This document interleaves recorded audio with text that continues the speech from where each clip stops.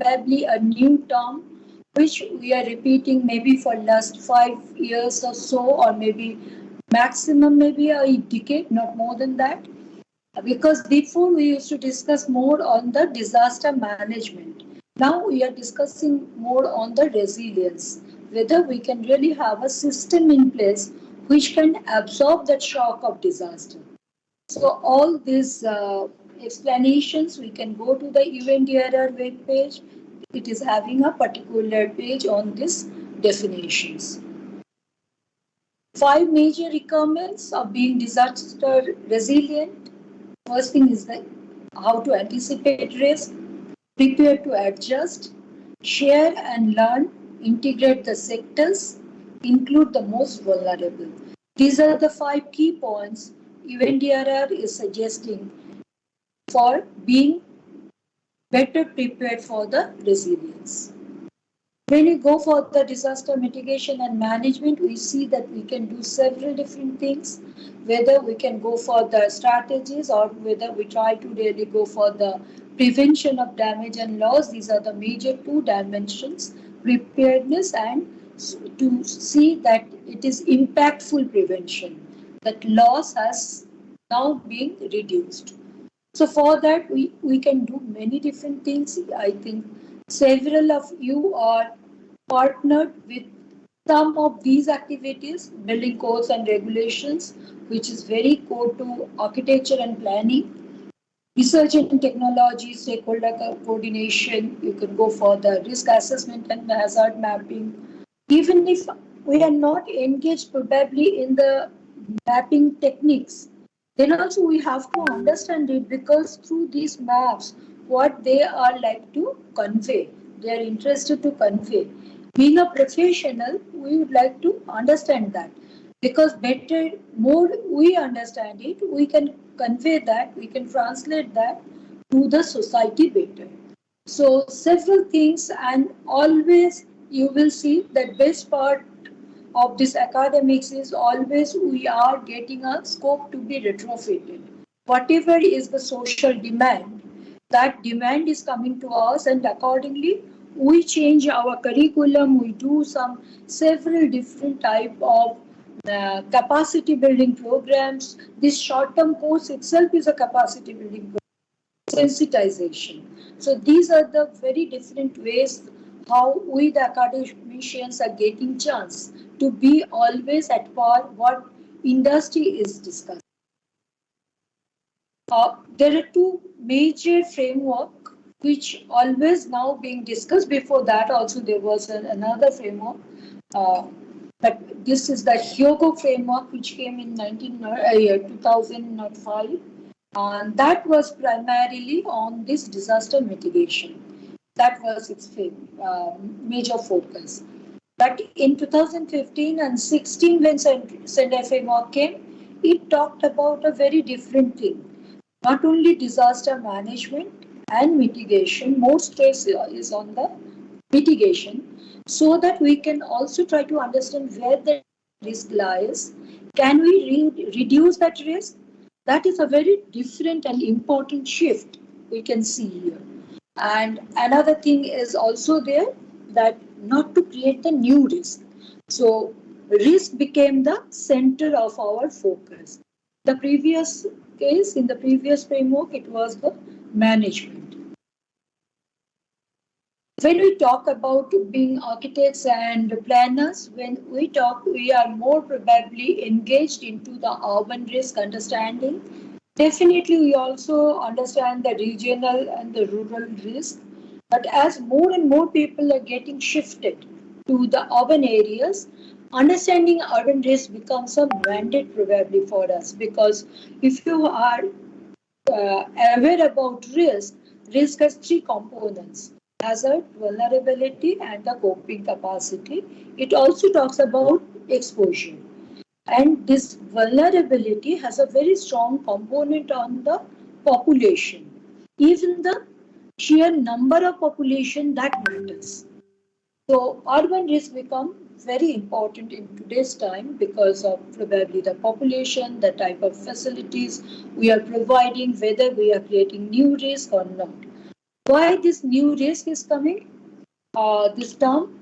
Because maybe even 10 years back or 20 years back, 15, 20 years back, we were not really discussing a lot about urban heat island. No, we were actually trying to just understand that, study that.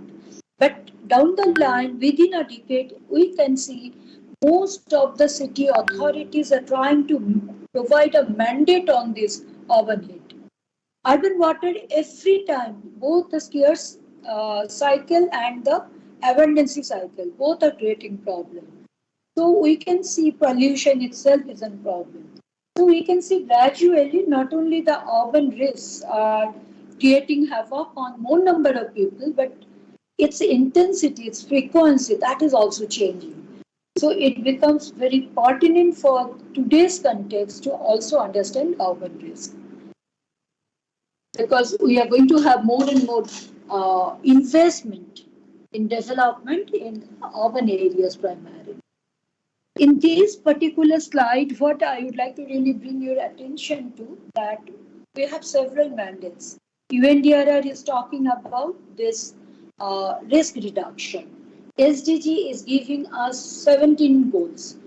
IUCN is talking about ecosystem restoration. So bringing the things together, probably today when I will discuss about the solution side, I would like to highlight certain aspects of how nature-based solution can be integrated into mainstreaming of disaster risk reduction, which can also to a great extent influence the uh, climate change. If we can really go for a very large scale intervention, a long term, probably that can also bring certain changes.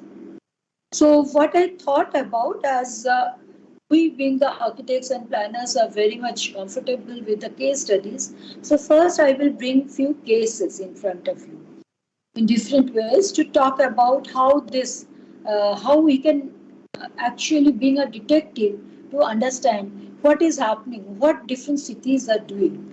Here, two different cases I will bring in front of you. Brisbane flood, which happened in 2011. Chennai flood, series of flooding is happening. 2015, 18, even this year, but 2022. So in Brisbane also, very recently there was another flood. But primarily 2011 flood of Brisbane and Chennai, 2015 flood, that will be under the discussion right now. In these two cases, I'm interested that if you can come with me in this journey to understand what were the impact, disaster impact, what type of preparedness and mitigation measures different stakeholders have tried to take. Not that I am going for a very exhaustive one, but very sort of, I'm going to give you a teaser that how best we can actually see. Why these two case studies? Because we could see when we were studying, they have several similarities. Weather-wise, in both the cases, it was an unprecedented rainfall which triggered it. So triggering force is unprecedented rainfall in both the cases. In case of Brisbane, it was La Nina event also. In case of Chennai, it was the strong monsoon season. But it's not only the hazard side. For having a risk, you have to also look at the, uh, as I said, vulnerability, exposure, and coping capacity. So there lies the scope to discuss about the pattern of urbanization. In both the cases, including Brisbane, though in the Brisbane it was a planned development, but very rapid urbanization, and without providing any respect to the natural drainage system. So killing the natural drainage system, going for rapid urbanization, impervious surface was increased like anything.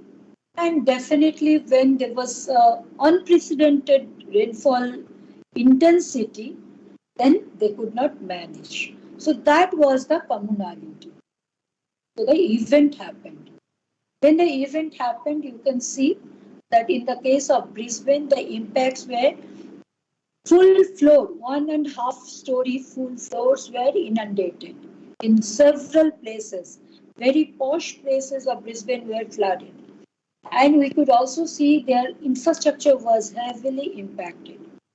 People who are living in, let's say, tall structures, high-rise buildings, they could not be actually reached because the lift shaft was underwater. So they really faced lot of difficulties, which generally we don't associate with the developed countries. But Brisbane flood was really devastating for the residents. So what they had done, that was a very shocking experience for them. So they had gone for a phase-wise floodplain management program. They first chalked out that, okay, let us go for a good plan, and that is not immediate. That was not also ad hoc basis. They collected the information, they brought the information together, they have analyzed the information, then they have continued to bring this catchment flood study. In 2017, 2013, they started the data collection. Data was also of very different nature. It was not only the rainfall data and all this, it was also the user, the community, the citizens' data. Then they planned the plan and the technical evidence report that what needs to be done. And then 18 to 19, gradually after collaborating, after deliberating with the local government, they brought this local level plans. And in this, they had continuously gone for the stakeholder involvement. What they had done, they had also done, not only, definitely they had worked on the city level and the neighborhood level plan, but they understood that only working within the city will not resolve their problem. So they understood the regional planning, resilience planning is important. Also, they included this with the state planning so that the funding, resources, everything can be properly linked. So that is probably a very good way of mainstreaming. You are not only working at the city level, you are also coming to the local level as well. You are going out to the regional and the state level. Then they have done lot of different type of considerations like river architecture. That is a very important one. They had to accept that the way they have managed the Brisbane River, that was grossly wrong. They almost tried to manage it like a lifeless, inanimate object. But river is not an inanimate object. So many other facilities they had considered development and the flood consideration. They have also come up with early warning systems and the emergency responses. Like evacuation plan, emergency communications, because they have a lot of aged people.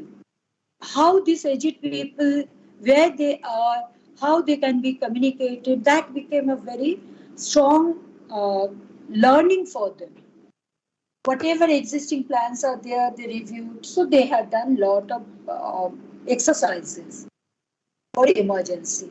Another good thing which I need to really talk about it, that they didn't keep it within this agencies. Whatever plans they have been able to develop gradually phase wise, they have always tried to bring those information or those discussions to the community in many different interesting ways, no, not in a very dry way.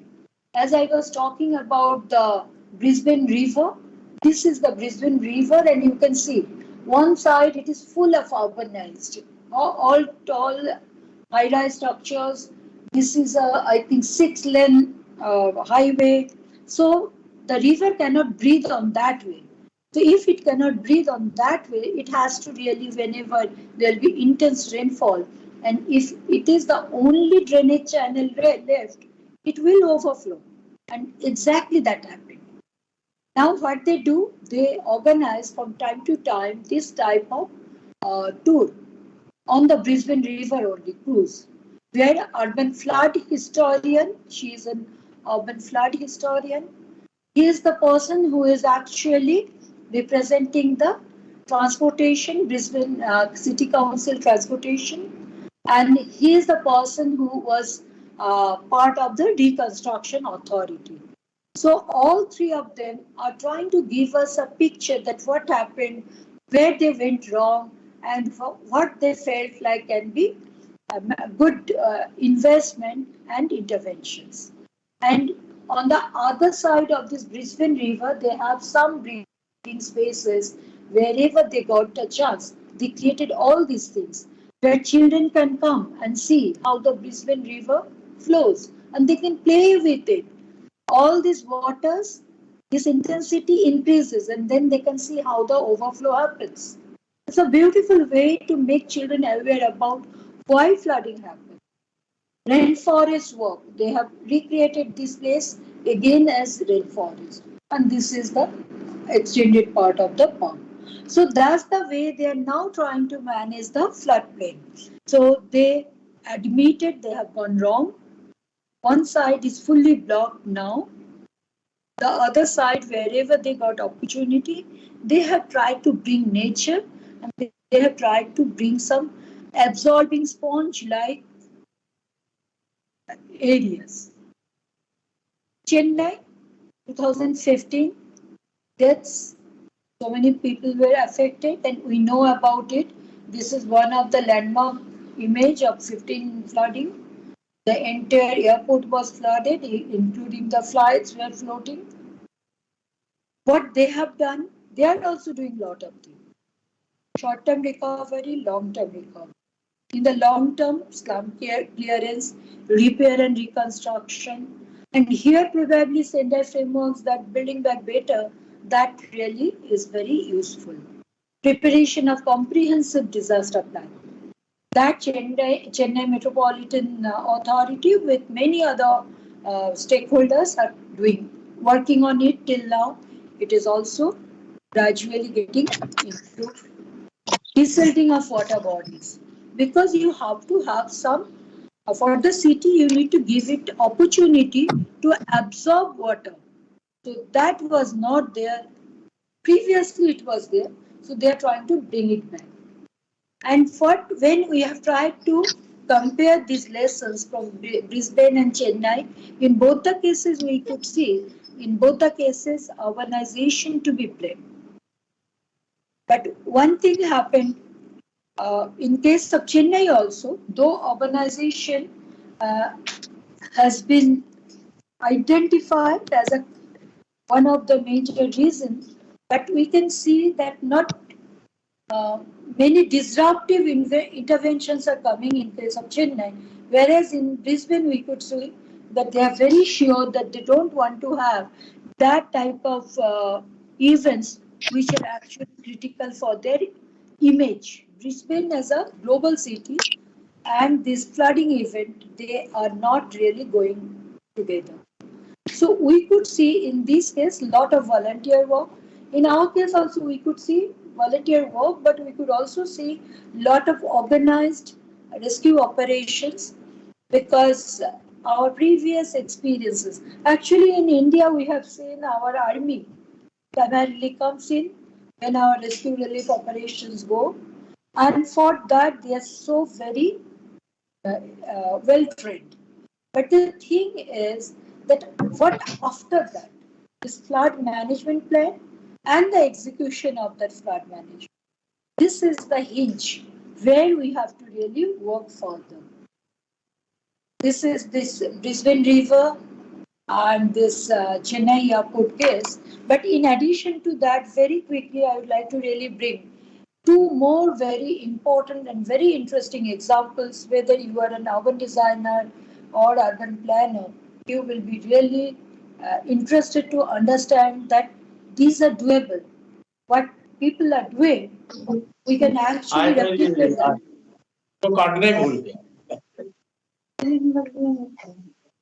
Yeah, Anand, any question?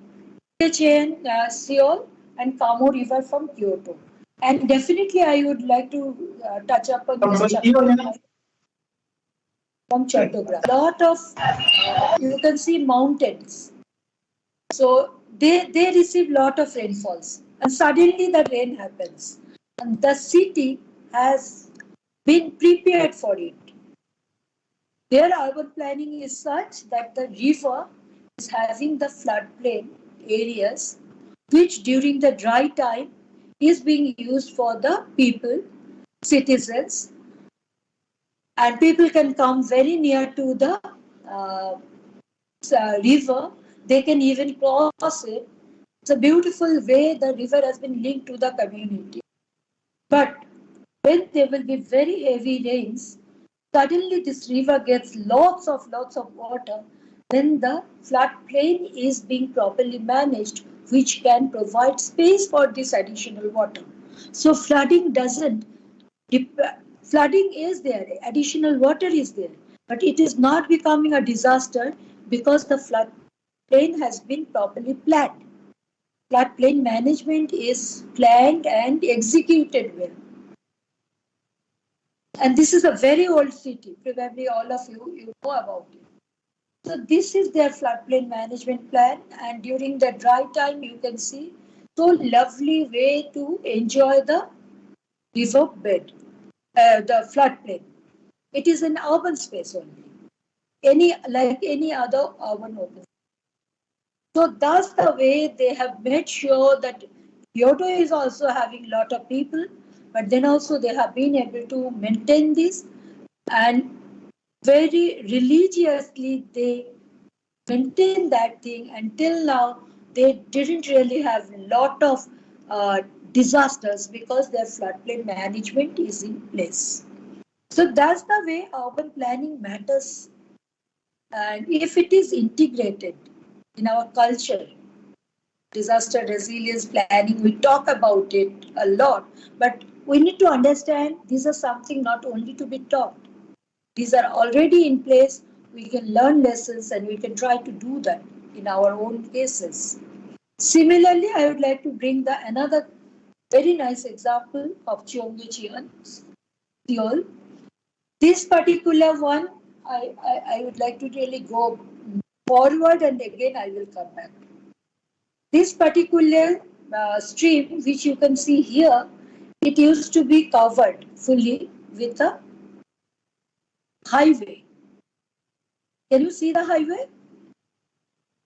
So the city authority, they decided because they were getting lots of traffic jam, they were really losing this green. Nobody was having idea that this looks everyday city that with lot of traffic jam, the uh, overhead and lower carriageway, several things.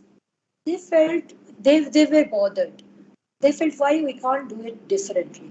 So you can see their thought process were also executed, and what they have done in the main city area, they have brought it the thing like this, and this is the, I'm going back again.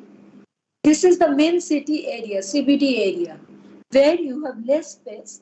So they have made both the sides more controlled with lot of not natural materials. Using that they have, but people can use it. People can come and touch the water. Children can play. Those things they have introduced. But once it goes out of the city and gradually to the suburb, it actually widens. And the character of the banks, they are not anymore like our Sabarmati river. They are more natural now. Here also you can find that lot more natural elements have been introduced even in the CBD. But once it goes out of this main CBD area and travels towards the suburbs, so nicely you can see now that it is completely different at the fag end. So it's such a sensitive urban design. So we can really take inspiration. You need not to really create a stamp and you have to only go for the stamping. So we can think differently. So they started thinking about it and they had a lot of discussions. Only they started in 2003 of July October 2005 is the change scenario. So that is the level of execution determination. So we Indians are very good on papers, on talks. But when it comes into the execution, neither we know good detailing, nor we know good technology. And there is so much of vested interest from every stakeholders. So ultimately, the project looks like how we actually, our internal thought process uh, gets reflected. And here I feel their internal thought process gets reflected. So that is the difference. So urban design, urban planning, everything can have that very strong grain of resilience. And that will add aesthetics only. That will bring people next to the nature, not the other way around. Now I will bring another example from South Asia, Chattogram city. One of my master students, she has worked on this particular city. So I was very much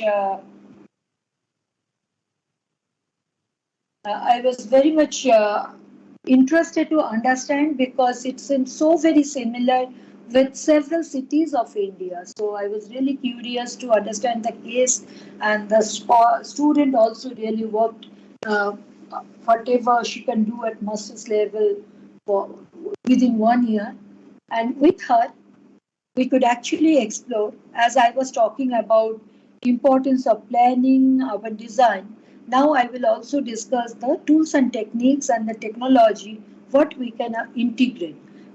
Being from IITs, NITs, being from technical institutes and other architectural colleges, all of us, we have our own responsibility to deliver something back to the society. This is something, this geospatial mapping of natural elements, GeoSem tool. This has been developed out of our one of the DST project, where my scholars also worked, and we also got help of uh, when GIS specialist at that time he was working with UN. So this particular tool has the strength that if we are interested to work with nature-based solution, then it helps us in a very specific way. One thing is we use lot of Earth observation data. So data paucity, that particular challenge we have tried to overcome using this Earth observation data. When we have tried to use this spatio-temporal data sets, then we could understand how the urbanization, different changes has happened. That is now evidence-based. Opportunity of intra and inter comparison. So you can do lot many, whatever, wherever your scientific mind goes, you can really do lot of different type of analysis and learning with this. And facilitation in identification of both urban risk hotspot and urban risk mitigation potential hotspot. So both the different type of hotspots we can identify. So there lies our interest because we come from the architecture and planning, and every time we think in terms of intervention.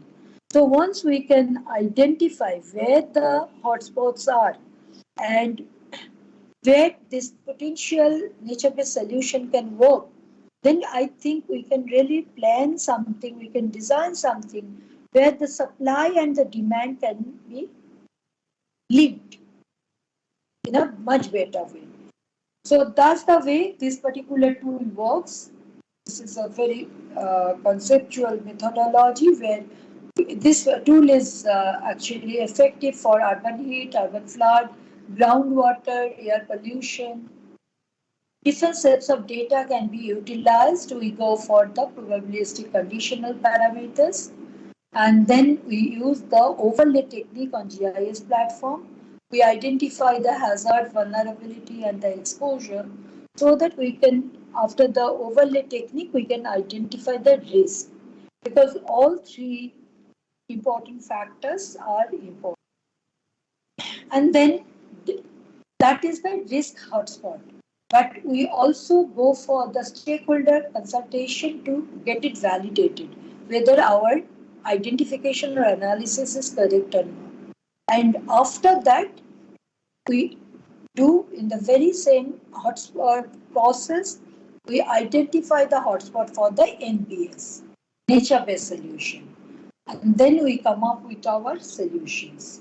So in this particular, using this particular tool, I will discuss this Chakkai Khal rejuvenation photogram, that where we have integrated this tool and how we have integrated. Initially, we have worked with the site in a very typical fashion, the way we work, that is the urban design or urban planning side.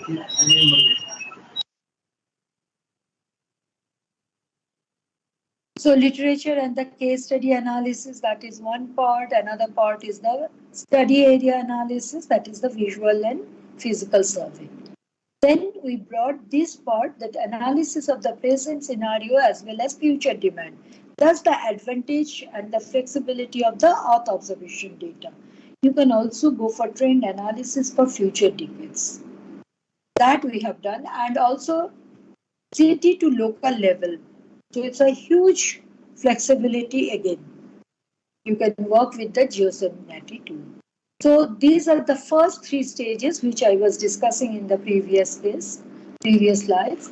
And then we overlay those information on the GIS maps using this tool, geosynchronity tool. Once we can identify the potential zones, both for hotspot and implementation of the resilience solution, then we come for the next stage where we design. And when we identify these zones, again I am repeating, we have gone back to the community to understand that whether they agree with our solutions or our basket of solution. Because till that point it is not solution, it is only options. Once that options get modified, validated after consultation, we come here that we actually further work on them and finalize those urban design strategies. And then we have also proposed in this particular tool how to monitor the performance.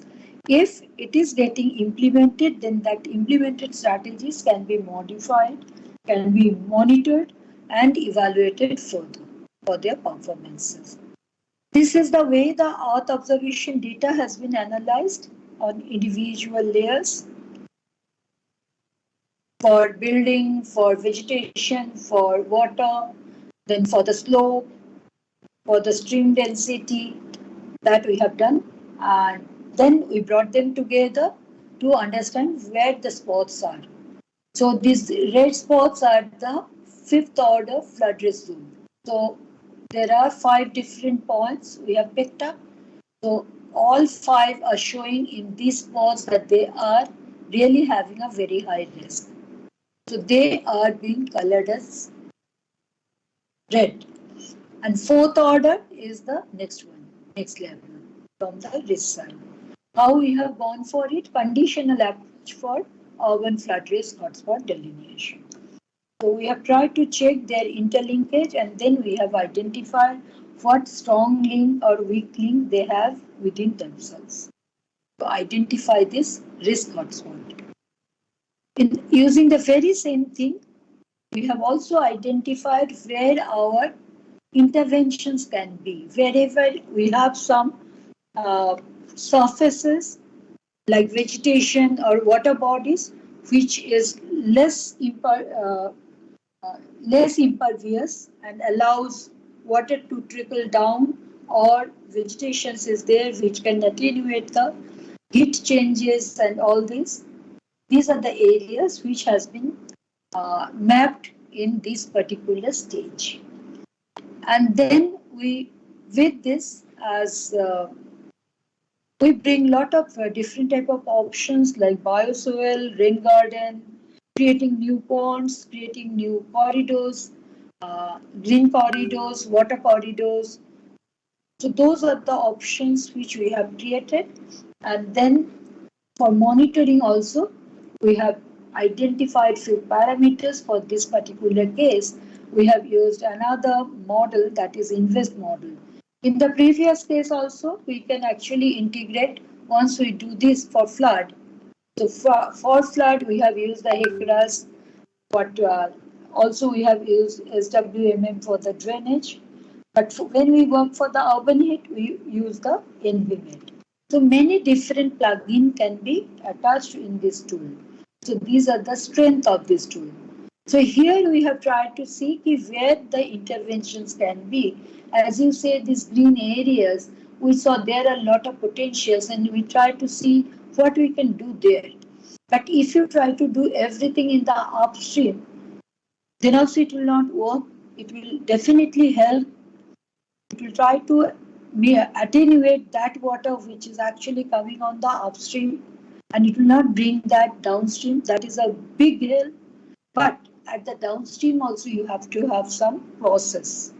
So there we provided those type of solution. Also we have worked on a particular school building level. Today I didn't bring it because I thought it will be too heavy for you people in one go to go for everything. And there we have tried to see, and in the invest model, using that invest model, we have tried to check which is more beneficial to go for a play field, maybe 6 inches lower, which can also develop as a uh, retention pond when there will be very heavy rainfall.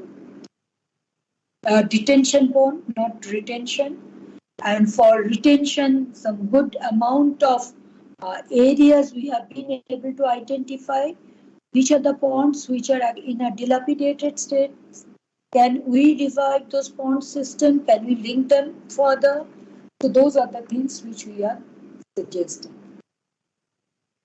So this is almost, you can say, a concluding slide where we are trying to look at that how we can actually look for this risk-based approach we say in the urban planning or urban design, how we can do that. You have to definitely understand urban design approach, but urban designers should have that sensitivity to the resilience. Not that the single person need to do everything. Time and again, we are insisting that multidisciplinary team should work together. It is not a single person's job to understand all the nitty-gritty. As I told you, even for the tool, we worked with the Earth observation people who are geomatics people, because you need people from different fields to bring really a effective process in place. So, but urban design today cannot be only shared based on the urban design principles which has been taught without the dimension of resilience. You have to bring the aspect of risk. You cannot wait anymore. Then interventions, needs and scope. The Earth observation data, definitely in this process route, you need the data. In our case, we have depending on Earth observation data, so that lot of complaint of not getting data can be minimized. Intervention. In this intervention, very important thing also to understand what the stakeholders are saying. Many a times, most of the time, at least in India, the things happen from the top to the top-down approach. People in our offices like us, we decide, what the people should need. But that's a very long process, and in this, when we try to validate our tool in different cases, we could really learn a lot that how interesting suggestions, wisdom, insight can come from the community. Why they are not doing it? Why they are accepting something? So intervention needs and scope, definitely in that you need stakeholders. You need also funding agencies. You need your local government to be with you. Analysis and inferences, probably this is one particular area where we can take the driver's seat, but there also you need the stakeholders. Collaboration is important. Without that, you cannot implement anything. And we have been only go for some one or two pilot projects till now. We are very much hopeful that provided given chances, we can go for more number of pilot cases where we don't do any project. People do. All academic institutes are engaged in the uh, professional consultancy.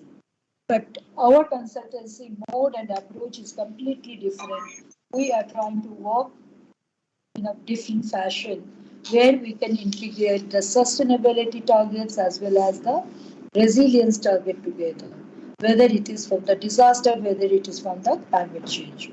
Because without them, future urban areas will not be really be very productive for the future generation.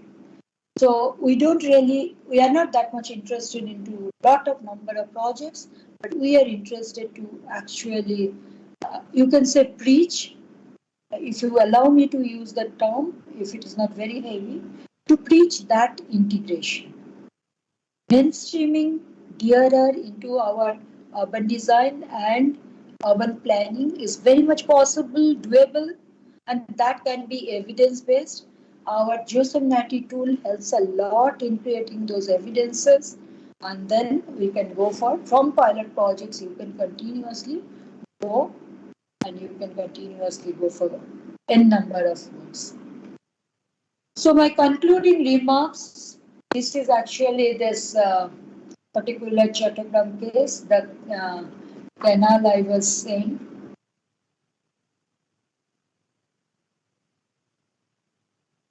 Chaktai Khal, you can see Chaktai Khal. You can see many different images of the Chaktai Khal. Actually, the Britishers, they had created this Chaktai Khal. There was some stream, there was some natural drainage, but they made it as a khal because Chattogram is a very important port, and especially during the British period, it was one of the major profit-making ports. So they were getting lots of export and import to this port. So they had to bring things inland and from the land also deeper into the country. From that also, they had to bring lot of objects, elements, and producers for export. So they thought this is going to be a lifeline. So they really maintained it, but later period after getting independence was not properly maintained. So there the problem started. So we try to check the science and technology to what extent this advocacy can help. It is definitely from our side, this is something which we can do very with lot of confidence that science and technology advocacy for rest resilience. We can create those evidences. Even without going for implementation, we can say, yeah, please do it. It is at least we are expecting this much benefit it can bring. So adaptation, mitigation, policy and planning, whether it is your building bylaws or your master plan, everywhere we are really trying to pitch that don't try to create another stupid master plan. Make a master plan which makes sense, which is taking advantage of today's advancement into the knowledge, into the not only the risk side, also in the carbon side, also in so many other things.